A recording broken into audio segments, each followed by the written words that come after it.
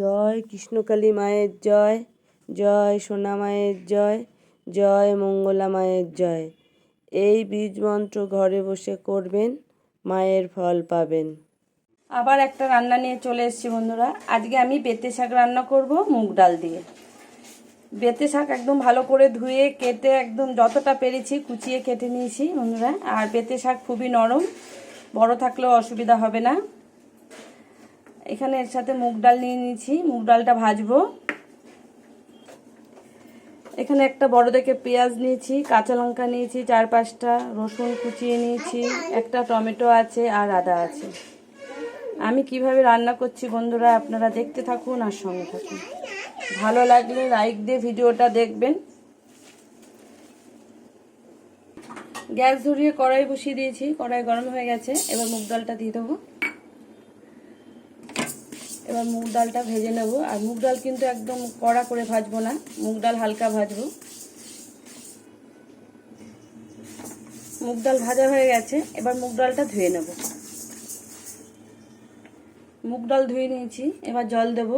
ডাল কিন্তু একদম পাতলা হবে না, পরিমাণ মতন জল দিয়ে দিলাম। এবার নুন দিয়ে দিলাম পরিমাণ মতন।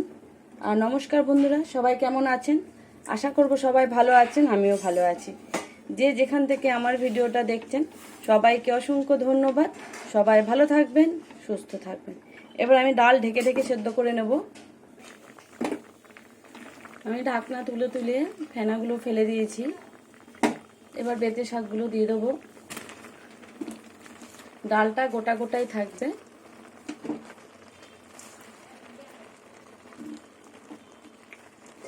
আবার ঢেকে দেবো।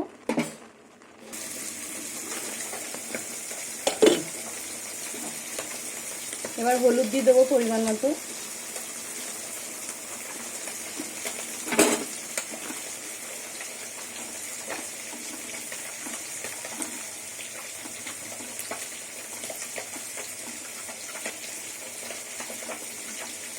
সুন্দর একটা গন্ধ বেরিয়ে গেছে। বেতে শাক দিয়েছি তো, বেতে শাকটা খেতে এমনিই ভালো লাগে, বেতুয়া শাক। আবার ঢেকে দেবো।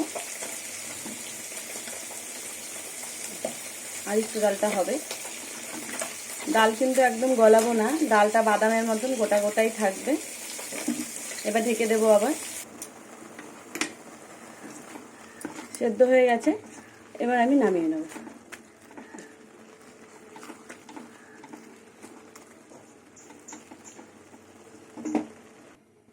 কড়াই বসিয়ে দিয়েছি, আবার সর্ষের তেল দিয়ে দেবো। এবার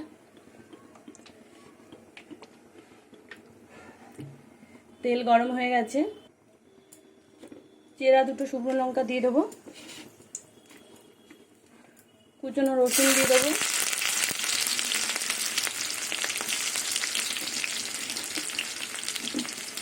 রসুনটা ভাজা হবে, পুরো লাল করে ভাজবো না, রসুনের কাঁচা গন্ধ চলে যাওয়া অবধি ভাজবো। কুচনো পেঁয়াজ দিয়ে দেবো, 4-5টা কাঁচা লঙ্কা দেবো।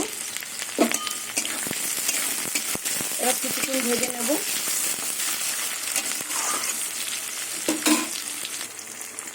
অল্প একটু নুন দিলাম, ডাল সেদ্ধ করার সময় পরিমাণ মতো নুন দিয়ে দিয়েছি যাতে পেঁয়াজটা নরম হয়ে যায়।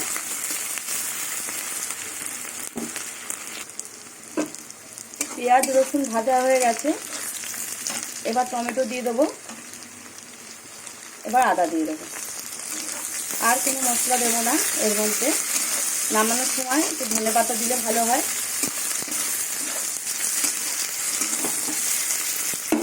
একটু জল দিয়ে দেবো যাতে আদাটা পুড়ে না যায়।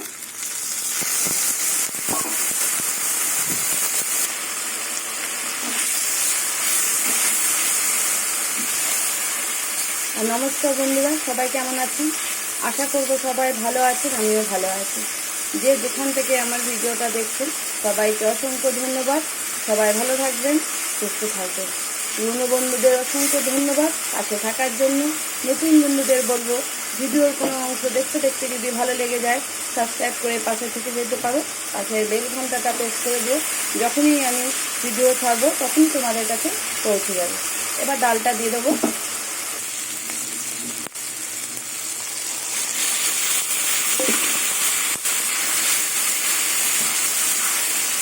এইভাবে পেঁপে শাক বা বেতুয়া শাক মুগ ডাল দিয়ে করবেন, এরকম মাখা মাখা শুকনো শুকনো, খেতে কিন্তু অসম্ভব সুন্দর লাগবে, খেতে খুবই ভালো লাগবে।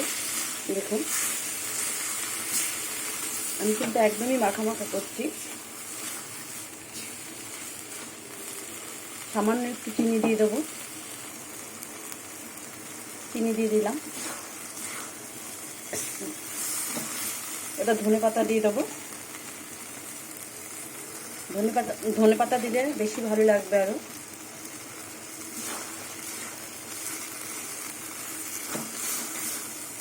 আর একটু হবে।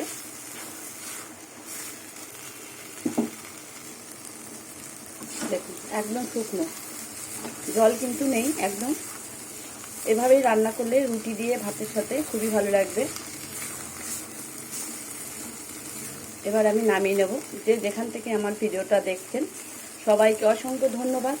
সবাই ভালো থাকবেন, সুস্থ থাকবেন।